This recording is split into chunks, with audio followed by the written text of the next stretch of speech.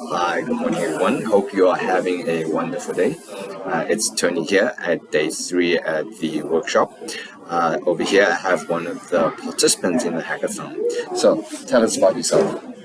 Hi, so I'm Max Barkley. I'm a software developer at a Canadian company called DNAstack.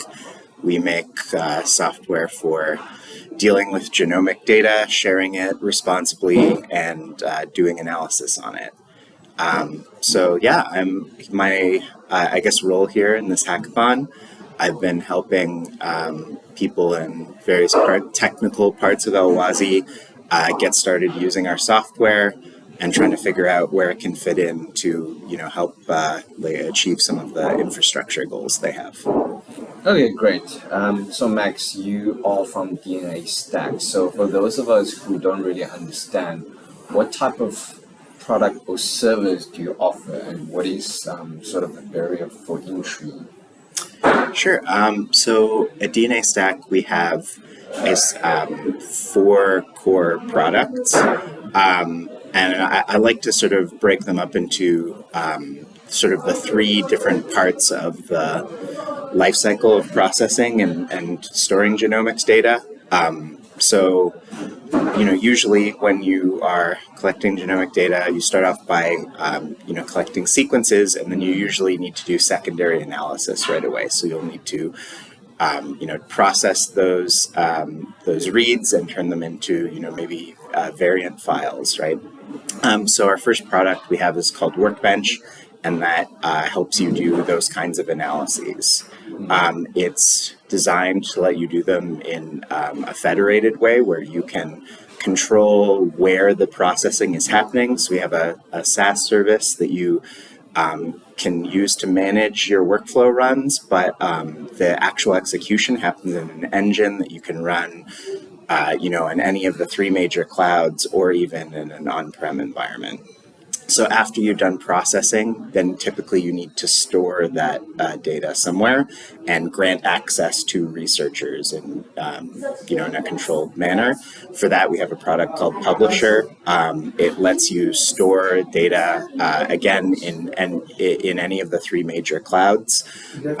You can connect it and expose it through standardized APIs, and then you can configure access policies on top of that data and manage who is able to see it. Finally, when it comes time for researchers to discover your data, we have a third product, Explorer, which allows creating networks of related data sets and giving researchers a portal that they can use to discover them and apply for access. And then the fourth product sort of ties everything together. It's called DNAstack Passport, and it's for identity and authorization. Basically, how researchers identify themselves when they're accessing and applying for access to data. Okay, and then just to follow up on that, what is sort of the barrier of entry that institutions need to have? Their own infrastructure?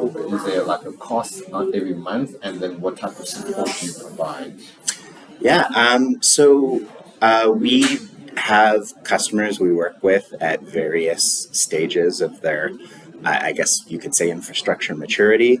So on the one side, we have customers who did not have infrastructure before and we're just starting to process data. In those cases, we will help them identify, where they want to be hosting their data, which cloud. We will set up the projects for them and all of the infrastructure, and we will even sometimes help manage the software for them on an ongoing basis. But we have other customers who, have more of their own in-house IT, in which case we are a bit more hands-off. We'll maybe help them get things installed in their own environment, and then they'll take care of managing the software. And in terms of the burden of getting started, we have our pricing model is typically license-based, so we'll do recurring license fees. We usually are since we are typically deploying in the cloud, we don't tend to charge markup on cloud costs. So we charge a license fee and we pass on the cloud costs directly to customers. Okay. So I think, John, the first day when you sort of gave your talk and you sort of introduced, the cohort to DNAstack, there were some issues regarding whether it's cybersecurity or ethical concerns. As you mentioned, obviously you need to grant people access to these data, and then you need to sort of identify or give them passport rather. Just talk to us about those elements. Yeah, I mean, I've seen organizations, how they manage granting access to data. There are a variety of approaches, but, typically most organizations we work with have data access committees. So when they will collect data, and there'll be a certain rules around how the data was consented. So the people who've given their samples will have been will have agreed to certain terms on how that data will be shared. And so most of the data custodians we work with are concerned about living up to those rules, right? So our software helps them do that by basically allowing them to define their own access policies and control how people apply for access. So typically, organizations will have a data access committee. Researchers will, who want access to the data, will submit requests where they might include information like what institution they're affiliated with, what their research purpose is. Why do they want access to this data? What are they planning to do? How that's evaluated, again, is different between different institutions. Some will evaluate this in-house. Some will have agreements with other institutions that review these policies or these applications for them. But at the end of the day, once this gets these applications get appropriate review, then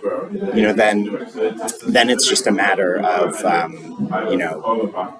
approving the researcher and making sure that they are physically able to access the data.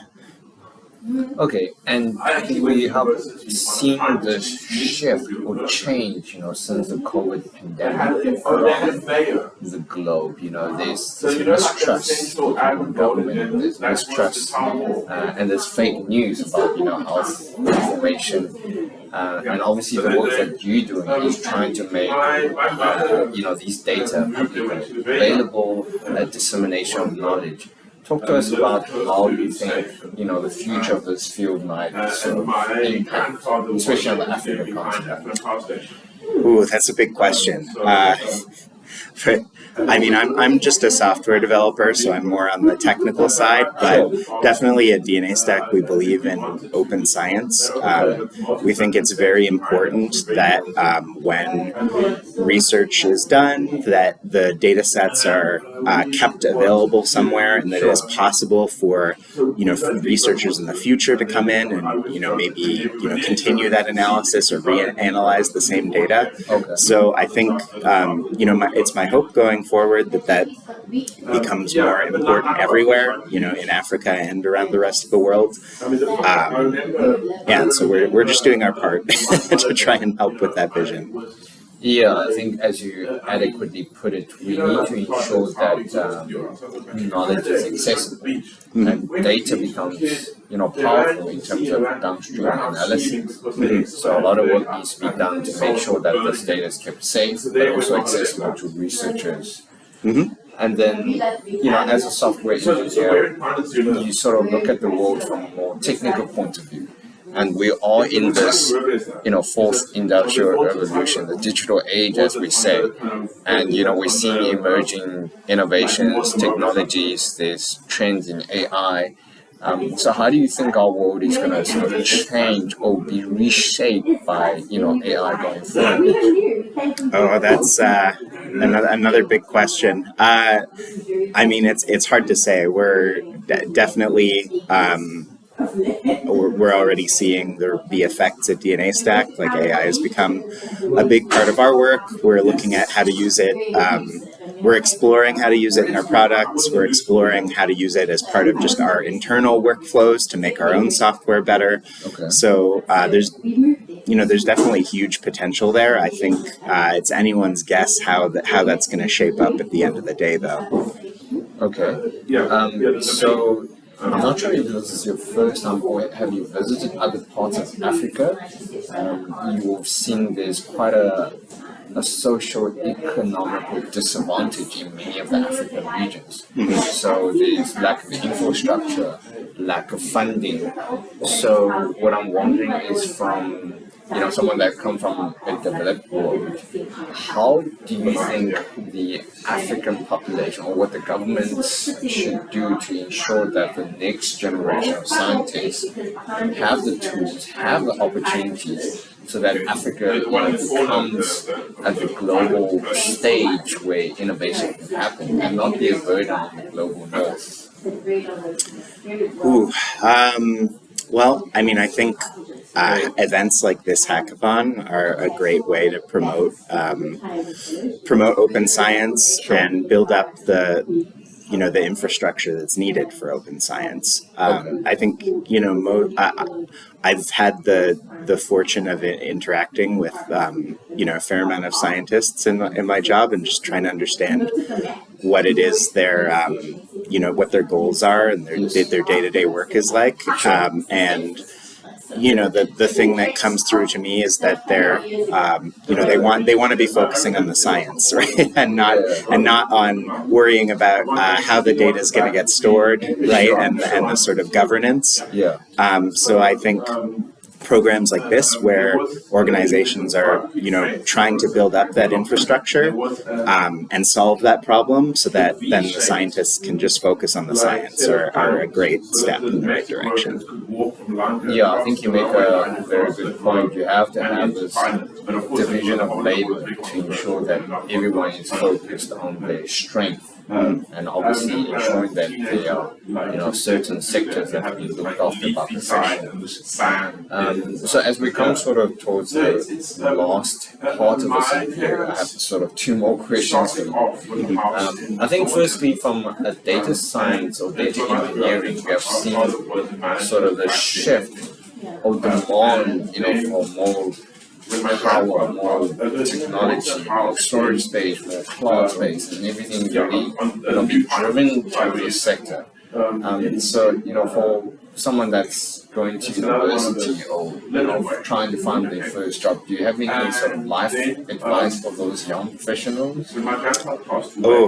It's certainly an interesting time to be getting into software in particular, or even technical fields in general, just because of AI and cloud and all of the recent trends. But I guess I think it's hard to give particular advice, but in general, I think it's important to stay curious and just keep up to date with opinions in the space, where things are going.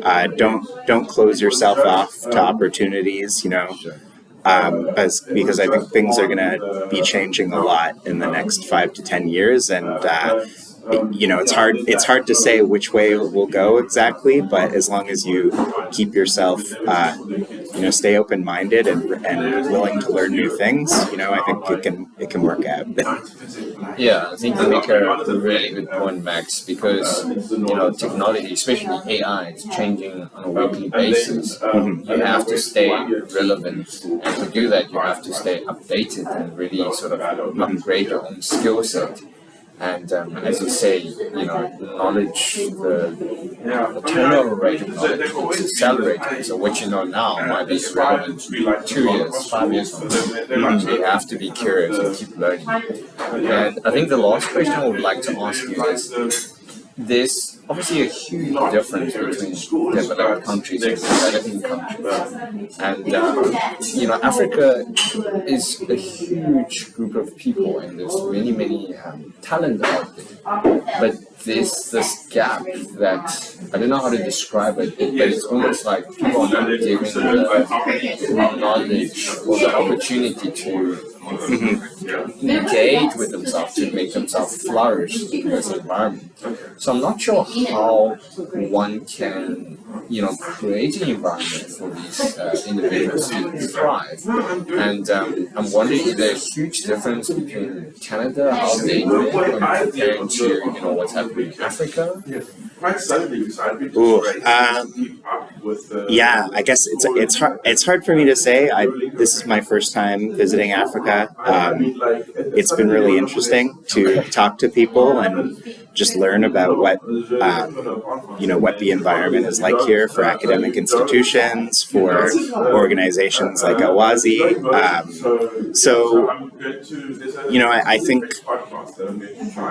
I think like as long as there are programs like this that are trying to, do their part to promote open science and build up infrastructure, all you can do is take what you have and try and grow it one little bit at a time.